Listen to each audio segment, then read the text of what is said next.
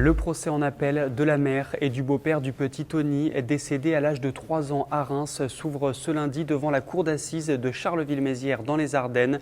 On en parle avec Aurélie Bossard, journaliste à l'Union, qui a suivi cette affaire depuis ses débuts. Bonjour Aurélie. Bonjour Antonin. Merci de nous accorder ces quelques minutes. Est-ce que tu pourrais tout d'abord nous faire un rappel des faits ? Les faits se sont produits pratiquement il y a 5 ans, jour pour jour, puisque l'enfant est décédé le 26 novembre 2016. Il s'appelait Tony.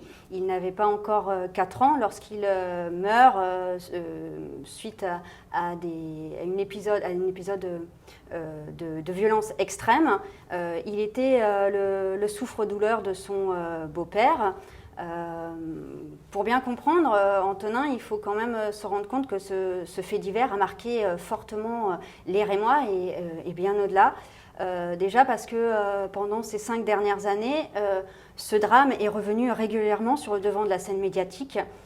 D'abord, dans les tout premiers mois, au lendemain du drame, il y a la personnalité, on a mieux cerné la personnalité particulièrement effrayante de Loïc Vental, le bourreau présumé de l'enfant.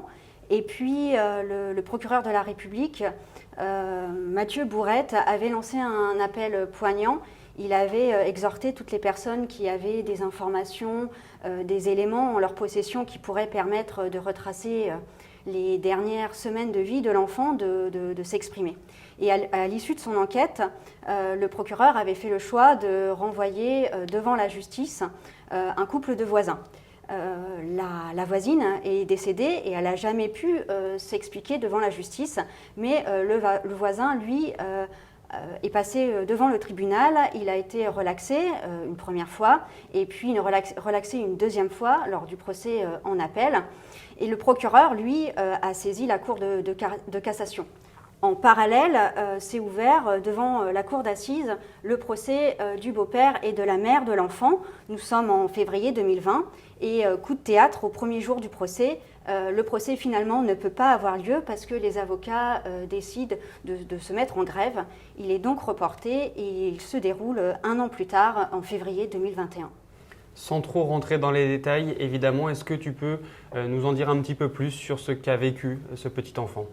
Alors, il a vécu un effroyable calvaire. Il a été à de multiples reprises, il a été tabassé, battu. Il a vécu au-delà des coups d'une rare violence. Son quotidien était fait de brimades et d'humiliations. Il a vécu un cercle mortifère qui l'a conduit fatalement à la mort. Il a vécu 7 semaines de douleurs vraiment très prononcées. L'école, les voisins, toutes ces personnes n'avaient rien entendu, n'ont rien pu dire ?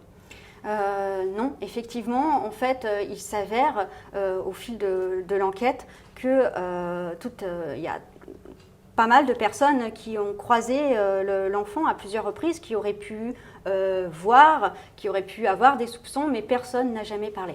Quels sont, Aurélie, les enjeux de ce procès en appel qui s'ouvre ce lundi ? Alors, pour avoir battu à mort l'enfant, Loïc Vental encourt la réclusion criminelle à perpétuité, c'est-à-dire 30 ans de prison. Et de son côté, Caroline L'Étoile, qui est la maman de l'enfant, elle, pour non-dénonciation et non-assistance, elle encourt 5 ans d'emprisonnement. Donc au premier procès, lui, il a été condamné à 20 ans de réclusion et elle à 4 ans de prison. Donc l'enjeu de ce procès, pour elle, il est énorme parce que clairement, le premier procès, elle l'a raté. Elle est apparue fuyante. Alors que tout au long de la procédure, elle avait reconnu sa part de responsabilité. Au premier jour du procès, elle s'est rétractée. Et son discours victimaire, puisqu'elle n'assume aucune de ses responsabilités dans l'affaire, est clairement mal passé lors du premier procès. Pour Loïc Vental, lui, c'est un peu différent. Ce premier procès, il l'a vécu en fait en tant que spectateur, puisqu'il a pu s'exprimer seulement que 2 heures après 40 heures de débat. La présidente du tribunal n'avait pas souhaité qu'il prenne la parole au cours des 4 premiers jours du procès. Alors certes, au cours de ces 2 heures, il n'a pas nié les faits, il n'a pas essayé de minimiser non plus ce qu'il avait fait. Il a dit les choses et parfois d'ailleurs ses propos étaient véritablement insoutenables. tout l'enjeu pour lui, en fait, ça va constituer au fait de pouvoir conserver son quantum de la peine pour que, à l'issue de son séjour en prison, il puisse avoir tout de même une vie. Merci Aurélie.